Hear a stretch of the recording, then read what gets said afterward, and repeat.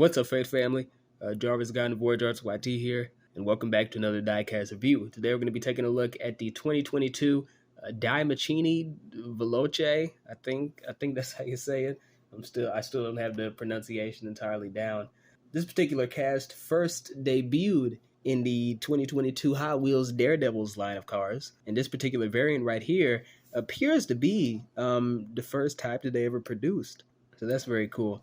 For those of you wondering, this is a completely original Hot Wheels car. And according to the Hot Wheels wiki here, and I do apologize, but this isn't the first time that I've stolen stuff from you guys. The Dimachinni Veloce. This is an unlicensed casting resembling a modern Italian-styled sports car with retro-inspired elements. And that's a pretty spot-on description. I do appreciate how they included real brands here. It's not as creative as it could have been, with just putting like a bunch of fake Hot Wheels brands like Hot Wheels City or Hot Wheels Police or some shit. But I do think that this was a good choice. This is supposed to be a racing car within the Italian racing scene, so I do think that this sort of adds to the authenticity of it, just sort of realism on it, because they really did try to go in a more realistic direction with this thing. That's why I was on Reddit. A bunch of people could have fooled them and me, thinking this was like a licensed car, thinking the Dimachinni was a real brand. So I thought that was cool. This is supposed to be a 70s styled car with like retro elements, but there are a few modern touches on it, I'll say. The back of it especially, this just screams modern to me. I'm not entirely sure why. It might just be the back of it sort of looks like a modern Dodge Challenger, which is sort of the stripe going through that you could presume is the headlight. So I do think that was a modern touch they put on it. But yeah, overall this is, I guess, a sort of a retro design. As you can see, the headlights are implied to pop up from within the hood. I think Pontiacs used to have that. I'm gonna throw an image of that up on the screen. Yeah, the headlights are supposed to come up, which you don't see now on modern cars, but you see that all the time back in the day. The engine is protruding right here, and although there isn't really a hole for the exhaust, you can still sort of see the sort of vintage influences for that, so that's very cool. The sort of I don't know what to call this, like a flat back down here. I'm not entirely sure what that's called, but I do think that's very cool. And the sort of ridges down there, that feels very 80s to me. It doesn't feel very 70s, but it feels very 80s to me. And of course all the branding and stuff. Yeah, overall the design of this car is very cool.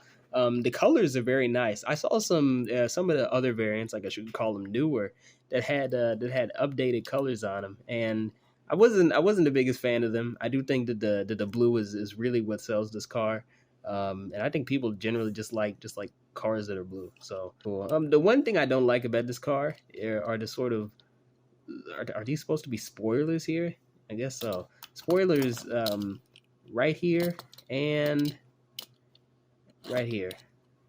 Yeah, right here. I'm definitely not the biggest fan of that. I'm sure there are ways to easily remove them on my own, but it just seems annoying that they have them in the first place, because then you can't sort of flip the car back as you would like. Again, I'm not sure why they included that. I don't know. It might have been another cocaine binge at the Hot Wheels headquarters right as this design was being finalized. But yeah, that's just one small qualm I have about the car, in comparison to his overall good design. Yeah, as for my final remarks on the car, I definitely would recommend it. The story behind it is interesting, because this isn't a licensed car. This is completely original, but it really tried to evoke the aesthetic of a certain area, and it fooled me and a hell of a lot of other people, because I bought this with the assumption that it was indeed a licensed car, and I was wrong. And I'm kind of glad I was wrong, because this is a really unique design, and I think the Hot Wheels designers generally did a decent job. And even with the spoiler situation, I'm still not entirely sure what those are called.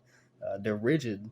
I mean, of course they're rigid, so I assume they're spoilers. But yeah, either way, even with that situation, the car still rolls well, and I do think it does a really good job of just sort of bringing you back to that period in racing. So yeah, that's very cool.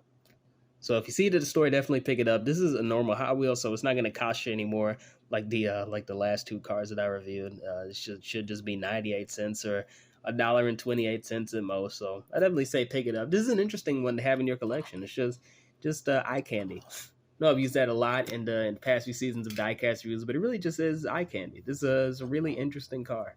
So if you see it, definitely pick it up. But I sure as hell wouldn't buy this on eBay. Please do not buy it on eBay.